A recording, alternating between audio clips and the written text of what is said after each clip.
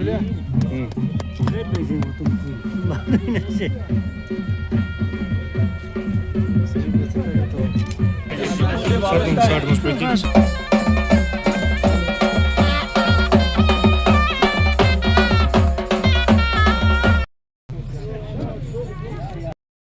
across the world come here to witness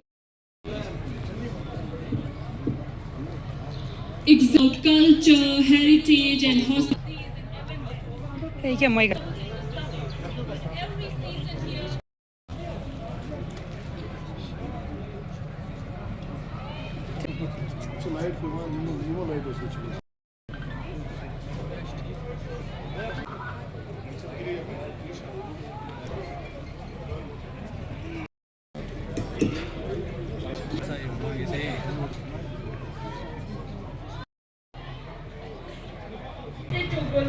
We extend our warm welcome to all of बरा खुलूस बरा सलाम और दिल की अम्मी गहराइयों से मुबारकबाद।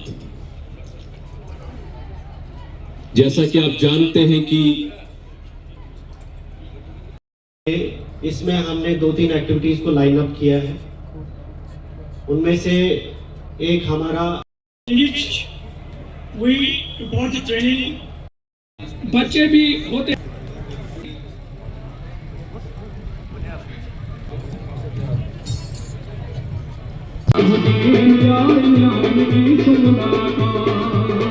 हम यहाँ पे फेमस डेस्टिनेशन गुलमर्ग में है और यहाँ पे हमने वर्ल्ड टूरिज्म डे सेलिब्रेट किया।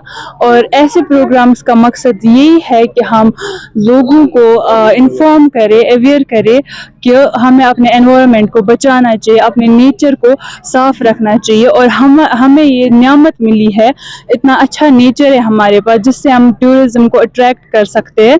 इसलिए ये प्रोग्राम इसीलिए हुआ कि हम सबको अवेयर करें कि टूरिज्म की क्या अहमियत है और कितना इम्पोर्टेंट है।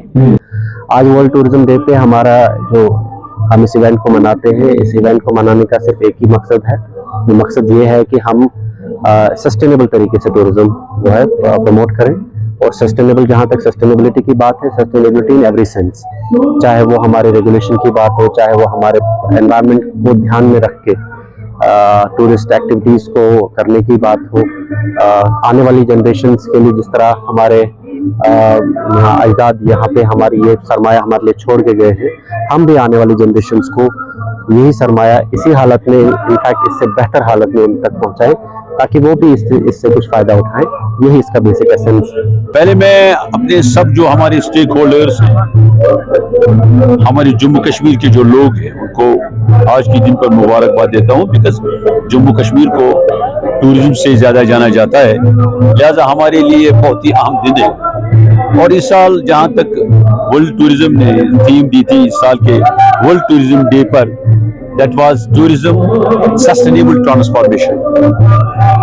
और जो हाल ही में वाक़ात हुए क्लाउड बर्स्ट के, अचानक बारिशें, इससे जो है वही हमें सोचना पड़ेगा व्हाई इट इज हैपनिंग। इसलिए हमारे हम सबकी कोशिश होनी चाहिए कि एनवायरनमेंट को बचाएं, प्लांटेशन करें ट्रीज की, और सफाई का खासा ख्याल रखा जाए। जहां पर पॉलीथीन का इस्तेमाल है वो नहीं करना चाहिए। और जहां तक गुलमर्ग का सवाल है, Gulmarg is a fragile area, और इसमें जो है हम सबको कोशिश करनी चाहिए कि उसको बचा के रखें, सफाई का खासा ख्याल रखें, प्लांटेशन जैसे मैंने कहा वो करनी चाहिए। और जहां तक ओवरऑल टूरिज्म इंडस्ट्री का हमारे so far as our Jammu Kashmir is concern, हमारे लिए बहुत ही अहम है। और हमारे मोर देन 50% लोग जो टूरिज्म से डायरेक्टली और इनडायरेक्टली वाबस्ता है, जिनका रोजगार है टूरिज्म से। And tourism is our next our horticulture. These two industries जो हमारे यहाँ पर अल्लाह ताला ने आब हवा के लिहाज से इनको जो है सूटेबल बनाया है। Tourism and horticulture and agro based products का ह्यूज पोटेंशियल है। और मुझे फख्र है कि मैं इस इलाके का MLA हूँ। गुलमर्ग को दुनिया भर में जाना जाता है, और मैं हमेशा बरमला कहता हूँ कि Gulmarg is the winter capital of India. और पहले ऑनरेबल चीफ प्राइम मिनिस्टर साहब ने भी ये कहा कि Gulmarg is winter capital of India, और मैं ये कहता हूँ कि Gulmarg is the crown of incredible India. अगर आप किसी डेस्टिनेशन को देखें, Gulmarg has a huge potential for summer tourism also and for winter tourism also.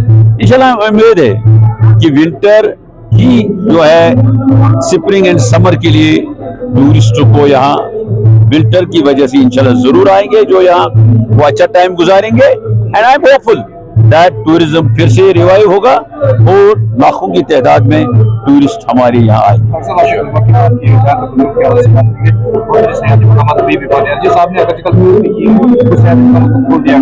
लेकिन जहाँ तक गुलमर्ग की बात करें, दूधपत्री की बात करें, बहुत ऐसी एरिया से यहाँ के लोग का रोजगार कितने मुतासिर हो रहा है, लोग दुआ लगा रहे हैं कि खुला जाए, क्या कहेंगे इस बारे में?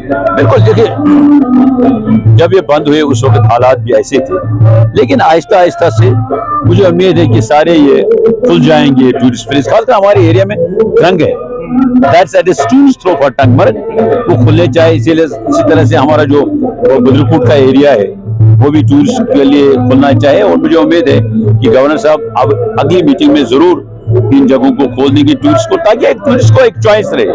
वन उसको हम बताएंगे कि एक ही जगह बैठो आप, वो नहीं आएगा, वो जाना चाहता है उसने जो गुलमर्ग के दाएं बाएं हैं, इससे पहलगाम में या सोनमर्ग में, और हालात के हिसाब से हमें जो है इन टूरिस्ट को अब इन प्लेसेस को खोलना चाहिए क्या, ताकि टूरिस्ट यहाँ आराम से अपना टाइम गुजारे।